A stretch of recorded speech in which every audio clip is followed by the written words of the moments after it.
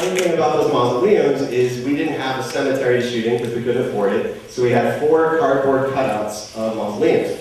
And we had to make it look like a big cemetery. So we had to just keep turning them in different ways. And in the original version of the film, they run by Corey Neal's gravestone 5 times. Hey, there's Corey Neal again, another Corey Neal, that's a coincidence.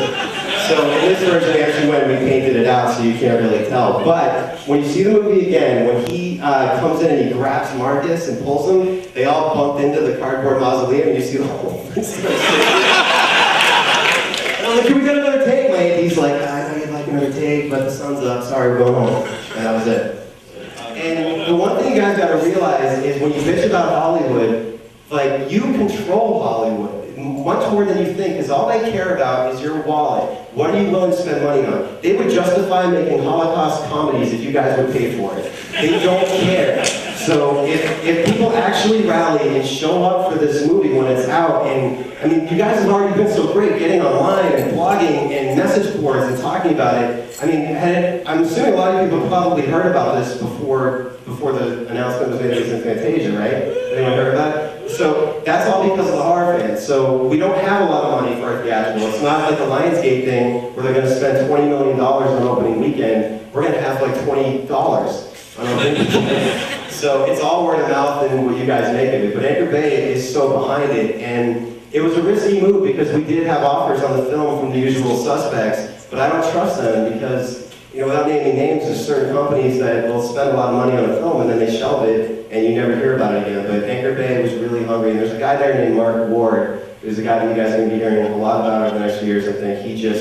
The guy's phenomenal, he's got a really good eye, and they're supporting it, and it's their first live theatrical in the States, and hopefully after tonight it is going to be theatrical in Canada too, because we haven't heard yet. I know they're talking about it, but I kind of wanted to see how it played, and I don't see how it can play better than that. So the DVD will be what you saw here, and it'll be what you saw here the first time the DVD comes out. I was very clear about that when I sold it. I don't want the double dipping thing of, here's Hatchet, and then 3 months later, here's the version you couldn't see. No, it's going to come out when you're supposed to see it right away. Again, remember, I don't make the money on these things, so I'm doing everything I can to make sure that you guys get it. Our DVD is going to be jam-packed with shit, too. Like, we shot the making of this film in real time. Like, you could literally sit and just watch for 24 days if you wanted to. They can't fit all that on the DVD, obviously, but Sarah Elbert, who was the girl throwing up on Bourbon Street at the beginning, she was our producer.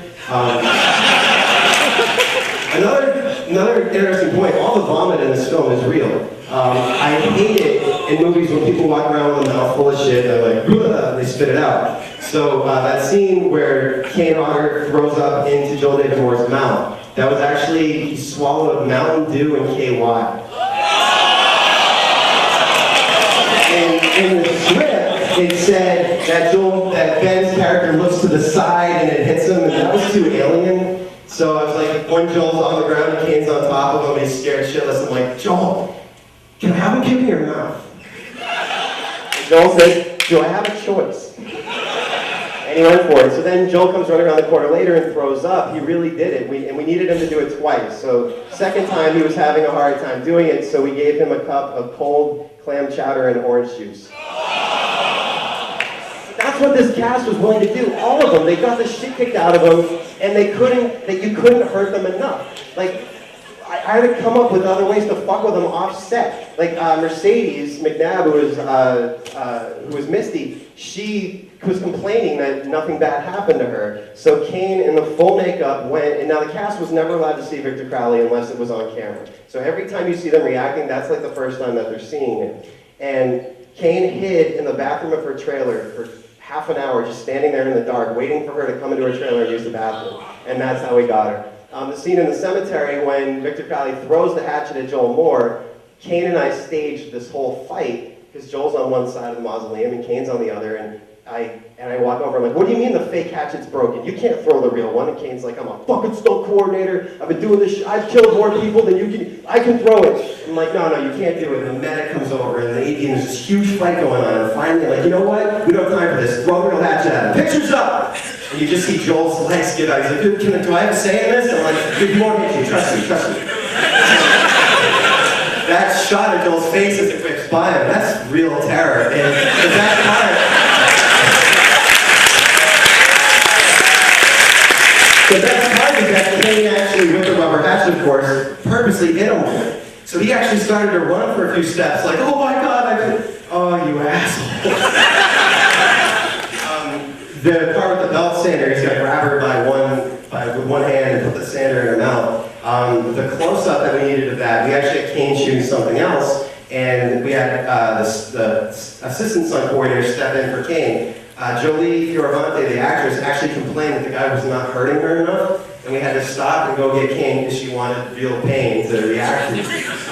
These actors are like my best friends, they're like my family at this point. We all still get together once a week. I mean, we believe in the movie and each other so much. Tamara Feldman, who was the lead, was the worst audition anyone's ever seen in their life. She walked in, didn't know her lines, and laughed through the whole thing. We had names that wanted that part. She walked out, I'm like, that's the girl. And everyone was like, are you serious? Like, yeah, that's the girl. And she was just, she's phenomenal, and you just kind of like fall in love with her a little bit more every time you see the movie. Or maybe it's just me when I'm watching it at home. Okay, this is the best story in the Adrian collection. I'm happy. I was going to open with this, but I know we're kind of short on time, but this is sort of from the set. So when I was 8 years old and I went to summer camp, my grandmother asked me, what do you want, and this is a true story, what do you want for your birthday? And I said, I want Battle Armor He-Man. And she said, no, I'm going to get you a boombox and a cassette tape because you should start listening to music. And I said, fuck. So she said, what band do you want? I looked at the TV, and there on the TV was the video for We're Not Gonna Take It.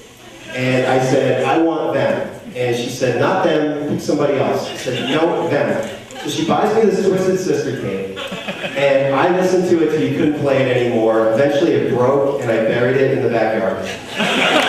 And when 4th grade came around, we had to do a report on the most influential person in our life. And everybody got up and they did their mom or their dad. I get up there with D. fucking Snyder and the makeup and the comb. And the teacher said, sit down, you're trying to be funny. I said, let me finish. I'm like, this is a guy who married his high school girlfriend. He's a good father. He doesn't sing about drugs and drinking and sex. He sings about self-empowerment and how you can do anything you want no matter what anybody says to you. And because of this message, someday I'm going to go to Hollywood and I'm going to make movies. And I got my first and last A+.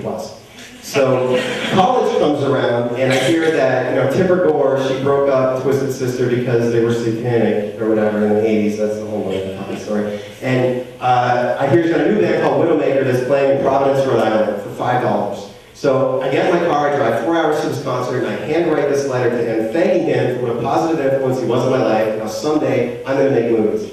I press myself against the front door 5 hours before the concert's going to start. I'm very passionate about everything.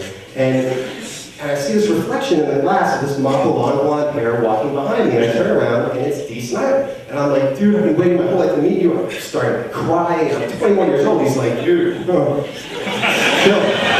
So he signs my ticket stub. I still want to rock.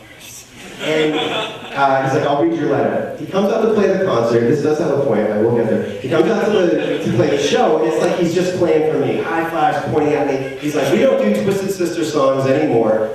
But for you, he points at me and he does the 3 songs that I quoted in my letter. I was a singer in a band called Haddonfield at the time. He pulls me out to the front of the stage and lets me sing I Want to Rock With Him. And then at the end of the concert he says, I've been doing this shit for 20 years. Finally somebody saw through the makeup and the bullshit and heard what I was trying to say. Good luck with your movies, thank you for tonight, and dedicates the last song to me. And I'm thinking it's never going to get any cooler than this. So a few months later, my mom calls me at college. She's like, you got a letter here in the mail. I think you might want me to open it. Who's it from? D. Snyder. So it's this whole letter that says, I touched your life, now you touched... I'm pretending like I don't have it memorized. I touched your life, you touched mine. Thank you for everything you did. Keep making your movies, and someday I'm going to see you on the red carpet at a Hollywood bigwig premiere. And I framed it, and I put it over my computer, and I'm thinking, this is going to be my inspiration. I'm not going to take it. And